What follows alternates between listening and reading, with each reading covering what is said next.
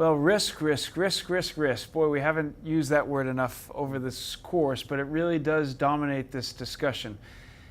Making projects bankable is actually a very simple art in its essence. It's about that process of risk minimization. But it's a bit ironic when we're talking about something that's innovative, something that's growth-oriented, that we would continually be having this risk lens and really trying to minimize the level of innovation, minimize the level of newness, always working towards bigger and higher quality contractors. And there's a fundamental tension.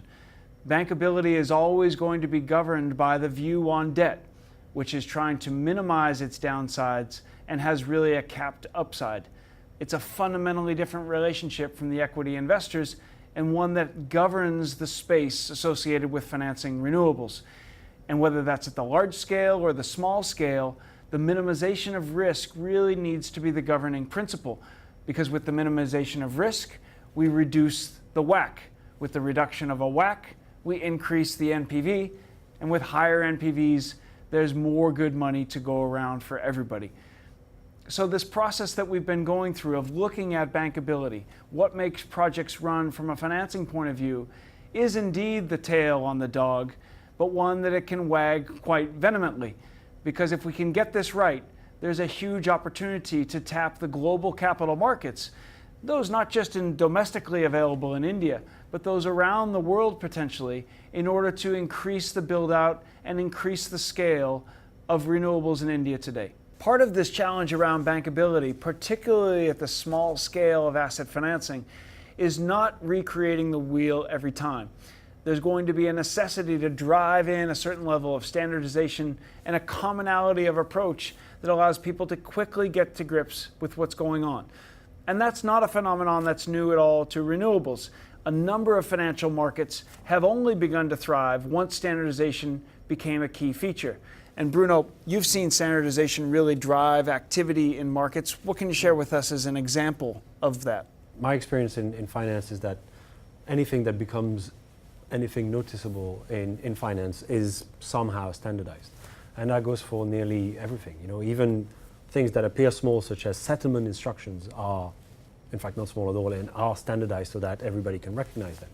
But in the markets that I was active in, which was partly the sort of credit markets and the derivatives markets, the standardization of legal documentation was a major factor in unlocking the growth of those markets. So if you look back in the 1980s, the interest rate derivative market was clunky until it got to the point where the ISDA, the International Swaps and Derivatives Association, came out with what the ISDA definitions, which completely standardized the confirmations and the contract and really allowed for this market to grow. 20-something years later, in the early 2000s, the credit derivatives market that I was active in became unlocked as well by the advent of the ISDA, again, credit derivatives definition. And really what this allows to do is for everybody to look at those instruments and immediately know what they're about without having to go into the details of this specific contract to understand if there's a hidden risk, a hole in the documentation, something that they would not expect.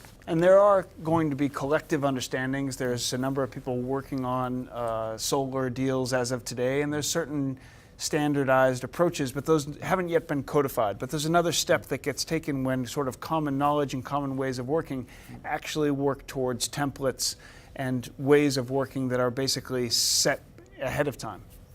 Yes, absolutely. And it's also, if you think about it in terms of risk management, it's also good to have standardized contracts because typically they're standardized.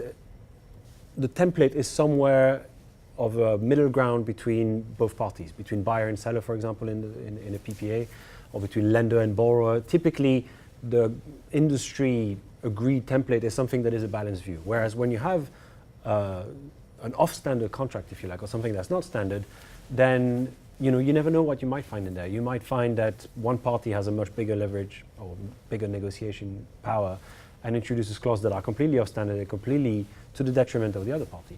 Whereas when everybody has a standard, it's fair on everybody and it's the same, and that allows to achieve scale and allows things like refinancing, maybe down the line securitization of some of this debt, really creating a market that is not just a primary market but also has a secondary market. And so clearly this approach could be something that could help us unlock the scale in the rooftop market in India. Absolutely. In fact, I would say that without more standardization, the scale that we're looking at in India, the 175 gigawatts of renewables, 100 of solar, 60 of wind, 15 of others, without standardization is going to be very difficult to achieve, because without standardization we risk not being able to finance what we need. And not just financing the first time, but as you say, refinancing, letting these assets have a certain circularity that allows people to sell them on over time and recycle that capital back into further development. Absolutely. The secondary market relies on some level of standardization. And if you have a secondary market, then the primary market is also much easier, because people who finance in the primary market know that they have an out which is maybe before the 15-year duration of the loan that they've given.